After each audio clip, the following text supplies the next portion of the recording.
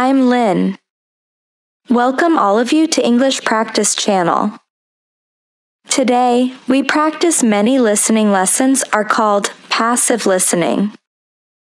Passive listening is how we get used to the native speaker's accent without focusing too much on the meaning of each word. It'll like the way we enjoy an English song with a clear melody.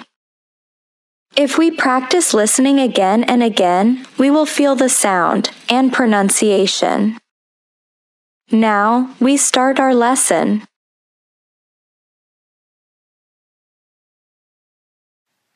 Email. A common resource provided by the Internet is a worldwide system for sending and receiving electronic mail, known as email. As a matter of fact, email represents a large portion of all Internet traffic and is for many the only Internet resource they use.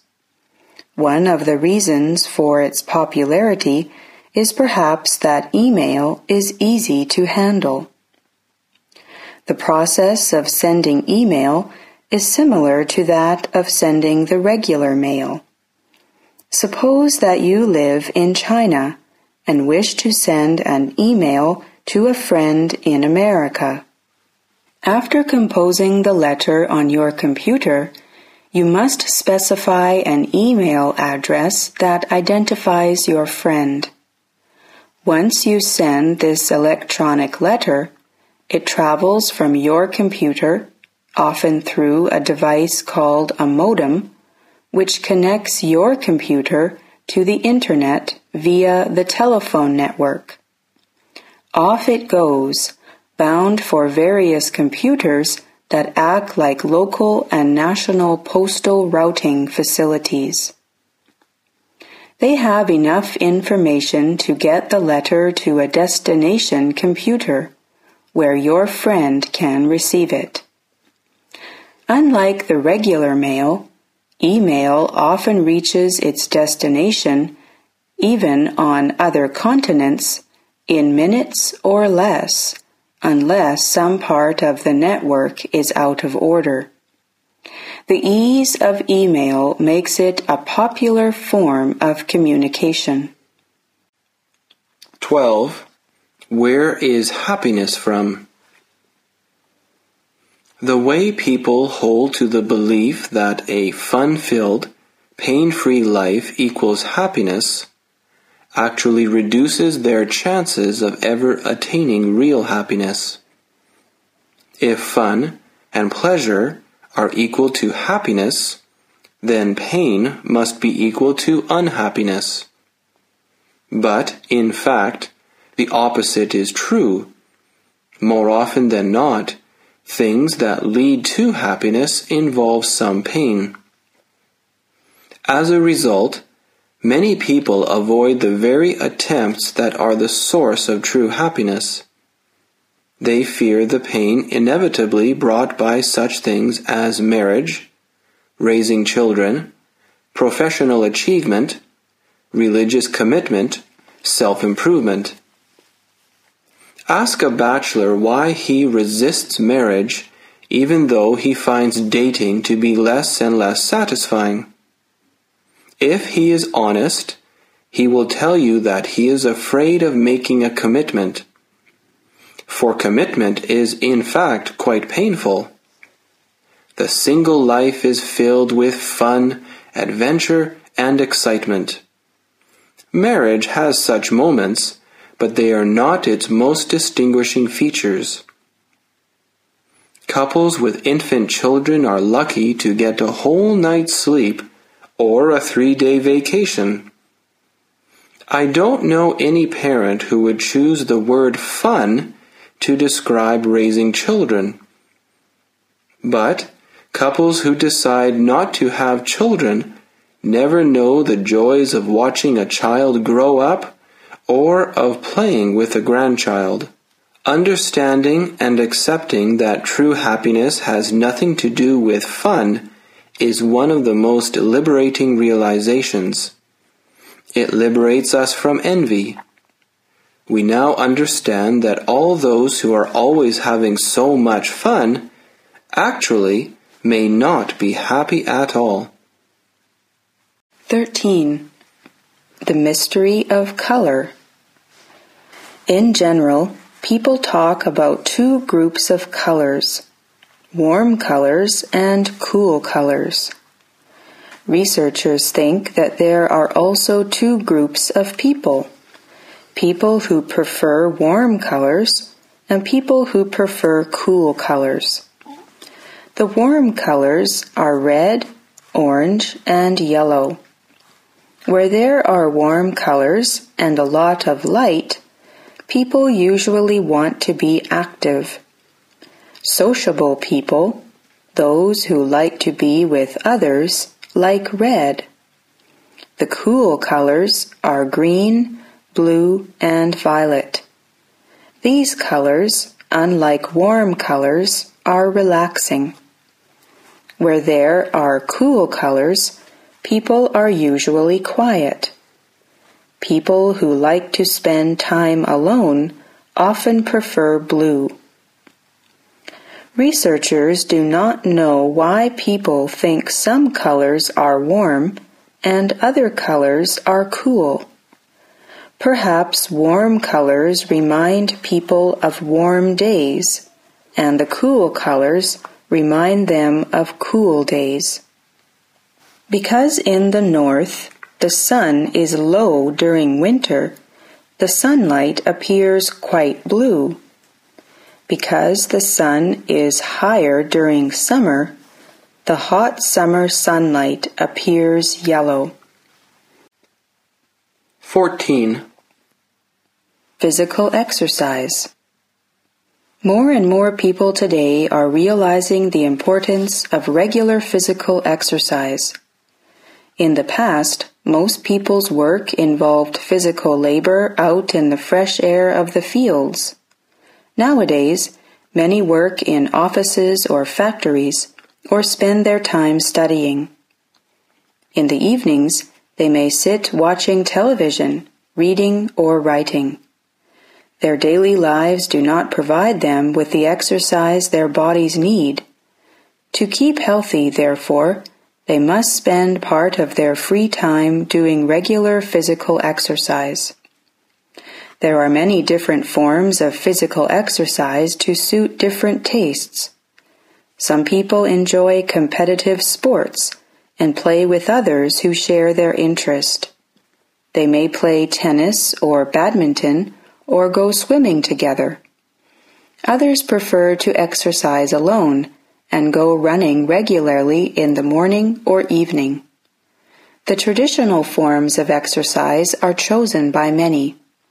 In parks and workplaces, you can see them learning and practicing Qigong or Tai Chi Chuan, developing their skill in these sports as well as improving their health. However, the form of physical exercise must be chosen carefully. Those who are older should not attempt an exercise which might do them more harm than good. Those who have little sport time may spend just a small part of it running each day or play a weekly game that they enjoy. Whatever people may choose, if they exercise regularly, they will be sure to improve health throughout their lives. 15. One-child family. Many people take a positive attitude toward one-child family. They think that they will have more time to do what they are interested in if they just look after only one child. Besides, one child means less expense and less trouble. Since they have one child, they are able to pay more attention to the education and growth of the young. But some people prefer more children. These people who want to have more than one child believe that they will enjoy their later years under the care of the young generation. Some parents tend to look down upon girls, so even if they have a daughter, they will try to have a boy at any cost. However, people should be encouraged to have a one-child family. We all know that China is a densely populated country.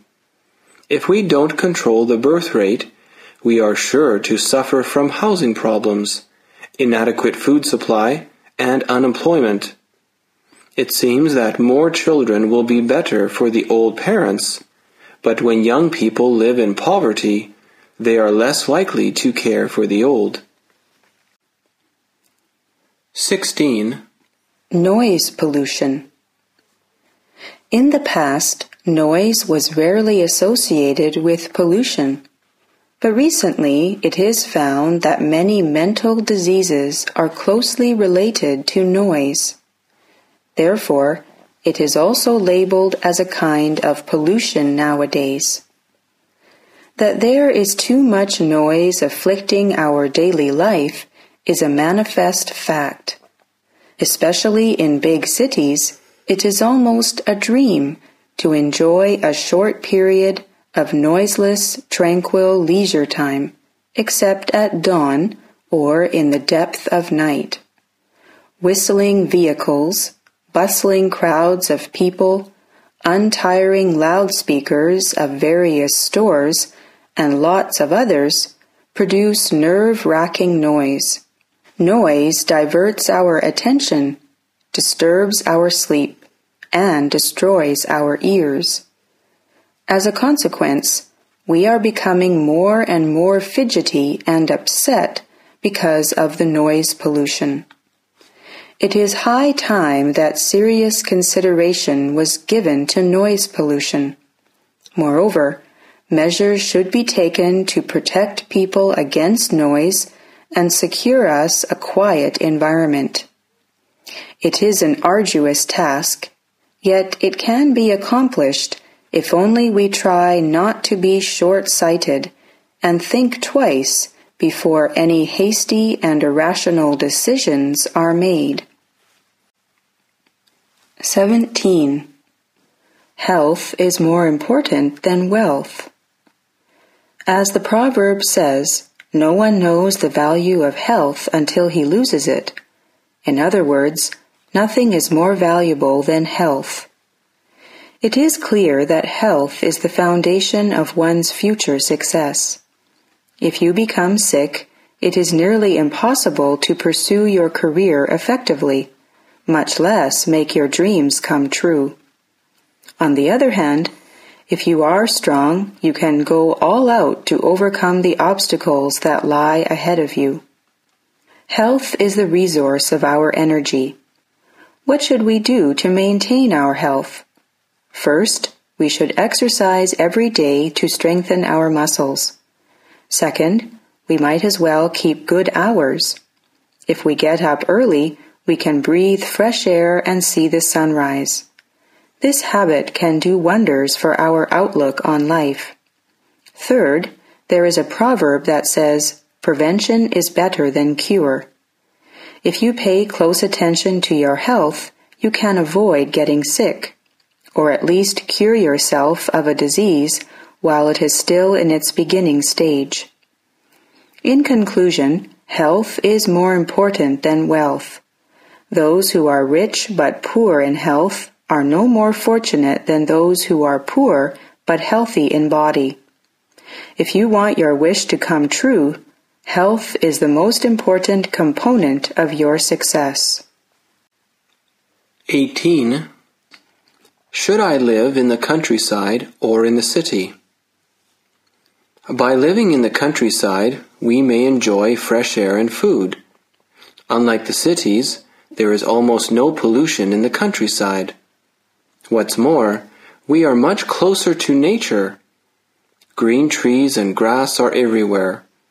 Life in the countryside is also peaceful and safe. The crime rate there is much lower than in the cities. People in the rural area are more closely related with each other, and they seldom feel lonely. Whenever one is in trouble, others will lend a hand. On the other hand, to live in the cities is not a bad choice either. City traffic is so well developed that people can go anywhere easily and quickly. It is also convenient to do shopping because many shops and markets are just round the corner. In addition, urban people can enjoy more leisure and entertainment. Cinemas, bars, restaurants, and parks are everywhere, and some are open day and night. In a word, city people can always have fun if they have time and money. There are both advantages and disadvantages for people either living in the rural or urban areas. We can't have both at the same time. As the saying goes, you can't eat the cake and have it. As for myself, I would prefer to work in a city and live in the countryside. Maybe the suburban area is the best choice. 19. Having breakfast or not. Generations of Americans have been brought up to believe that a good breakfast is one of life's essentials. Eating breakfast at the start of the day, we have all been told and told again, is as necessary as putting gasoline in the family car before starting a trip. But for many people, the thought of food as the first thing in the morning is by no means a pleasure. So, despite all the efforts, they still take no breakfast. Between 1997 and 1983, the latest year for which figures are available, the number of people who didn't have breakfast increased by 33%, from 8.8 million to 11.7 million, according to the Chicago-based Market Research Corporation of America. For those who feel pain or guilt about not eating breakfast, however, there is some good news. Several studies in the last few years indicate that, for adults especially, there may be nothing wrong with omitting breakfast. Going without breakfast does not affect performance, said Arnold E. Bender, former professor of nutrition at Queen Elizabeth College in London. Nor does giving people breakfast improve performance. Scientific evidence linking breakfast to better health or better performance is surprisingly inadequate, and most of the recent work involves children, not adults. The literature, says one researcher, Dr. Ernesto Pollet, at the University of Texas, is poor. 20. Smoking. Children as young as 11 are suffering lung damage from too much smoking. A survey of 10,500 London school children, aged between 11 and 15, shows lung damage and illness from smoking. The research was carried out by a hospital team led by Professor Goose. The team was worried that most reports on the dangers of smoking have concentrated on adults. The scientists wanted to find out how children were affected and whether they understood smoking could make them seriously ill. The number of adults has gone down steadily, but the number of children smoking remained constant. This is mainly because children find it hard to believe that health warnings apply to them. The research was carried out in 13 Hounslow secondary schools. Analysis showed 15% of regular smokers coughed every day. Even a little exercise brought on breathlessness among 40% of regular smokers aged 11 to 13. A survey of school absence suggested that non-smokers had better health than the smokers. About 53% of regular smokers admitted to bring up phlegm when they had a cold, compared to only 2% of non-smokers. But Professor Goose's team was surprised at the children's ignorance of the damage caused by smoking. Both non-smokers and smokers knew cigarettes could cause cancer, but few know of the other health risks. Professor Goose said, "We believe that health education may be improved by making full use of knowledge, concerning the breathing disorders in children who are regular smokers. This information must be presented early, even at primary school.